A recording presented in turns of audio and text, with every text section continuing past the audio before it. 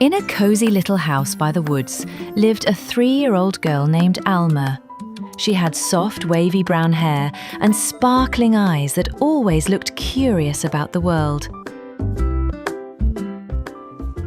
Alma loved climbing, dancing, spinning in circles and asking questions like, "Where does the moon go? Do clouds sleep? And can cats be kings?" But above all else, Alma loved her orange cat plushie, Miaw. Miaw wasn't just a toy. He was her best friend since her first birthday, a gift from Mama and Papa. His soft fur had faded a little from hugs and adventures, and his left ear had a tiny stitch where Alma tried to fix it with Mama's sewing kit. She took Miaw everywhere. To the kitchen, to the backyard, to the bathtub, though he didn't like it, and to bed every night. One morning, Alma woke up with a big yawn, stretched her arms and looked at Miaw beside her. "Let's go on a real adventure today," she whispered. Miaw, of course, said nothing, but Alma was sure he smiled just a little. It was a windy day. The trees swayed and the clouds were dancing in the sky. Alma and Miaw played in the garden while Mama hung laundry. Alma spun and spun, giggling "whee" as the wind swirled her dress. But suddenly, a big gust of wind whooshed by, and Miaw slipped from her arms, flying into the tall bushes. "Miaw?" she called. She searched, under the bush, around the flower pots, behind the tree, but Miaw was gone. Alma's lips trembled, tears filled her eyes. "Miaw, where are you?" Just then, the garden gate creaked open by itself, pushed by the wind. Beyond it was a strange fog, swirling colours and soft sparkles like fairy dust. Alma had never seen anything like it. And then she heard a meow, faint, soft, but real. "Meow?" Alma asked, stepping toward the gate. The moment she passed through it, the world around her shifted. The wind stopped. The grass turned golden, trees became tall, candy-coloured mushrooms, and the sky turned into a gentle swirl of purple and blue. Alma had entered the kingdom of lost things. The first thing Alma saw was a squirrel in a blue vest carrying a tiny toolbox. "Oh, a human child!" the squirrel squeaked.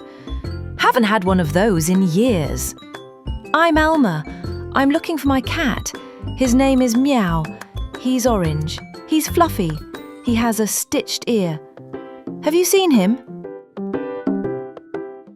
The squirrel adjusted his goggles. Orange cat plushie. Might have been taken to the Palace of Misplaced Memories. "Where is that?" Alma asked.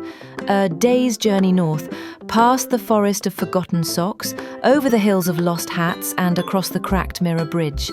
Can you take me there?" she asked hopefully. The squirrel laughed. "No way! I'm a repair squirrel. I fix broken music boxes and forgotten robot toys. But here," he handed her a small map drawn on an old napkin. "You'll need help," he added. "Look for the paper fox." Alma walked through a forest where socks of all colours hung from trees like leaves. Some danced in the wind. Some whispered secrets. One tried to jump on her foot.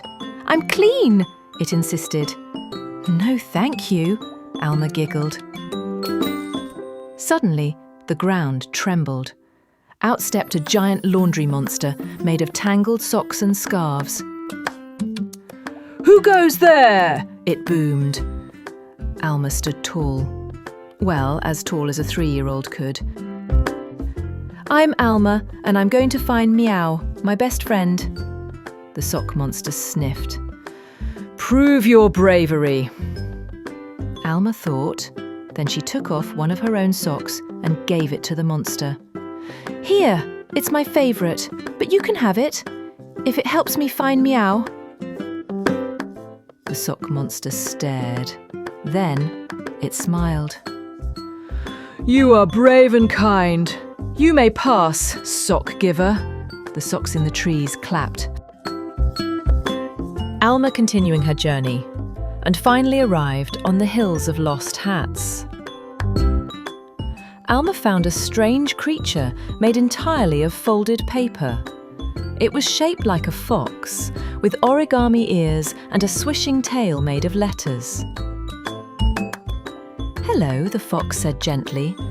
"I am the paper fox. The squirrel sent you." Alma nodded. "I need to cross the cracked mirror bridge." The fox nodded.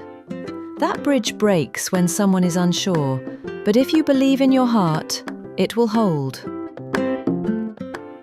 They walked together, and the fox told stories of things that got lost but were never truly gone. "Do you think Miaw misses me?" Alma asked. "I believe he does," the fox said. "And I believe he's waiting." Alma and the paper fox arrived in the cracked mirror bridge. The bridge was made of shimmering glass, floating over a canyon full of glowing memories, echoes of lullabies, baby laughter, and bedtime stories. Alma took a deep breath. "I'm coming, Miaw." As she stepped, the glass cracked. She froze. "Believe," the fox whispered. Alma shut her eyes, hugged the thought of Miaw tight in her heart, and took another step. The bridge stopped cracking. One step at a time, she crossed to the other side. When she turned back, the bridge vanished.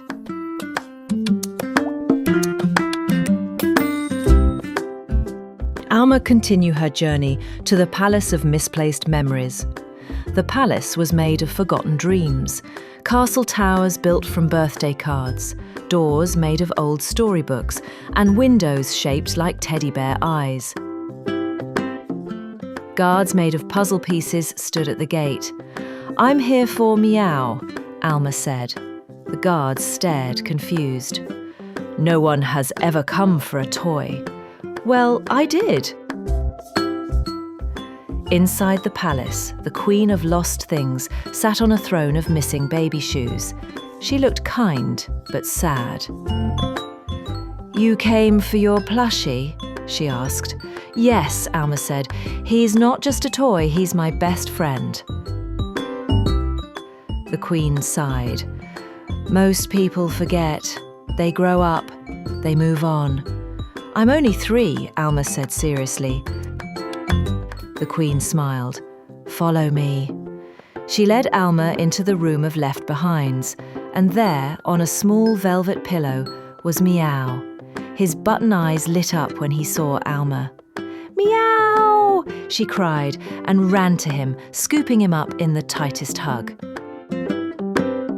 The Queen watched them quietly. "You remind me of something I lost long ago," she said. "Thank you, Alma, for reminding this kingdom what it means to be found." With a wave of her hand, a gentle portal opened.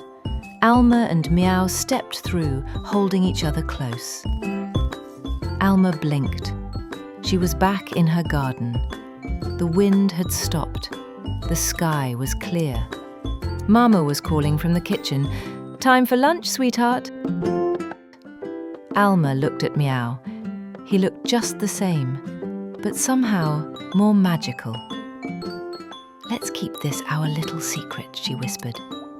Miaw, of course, said nothing, but Alma was sure he winked.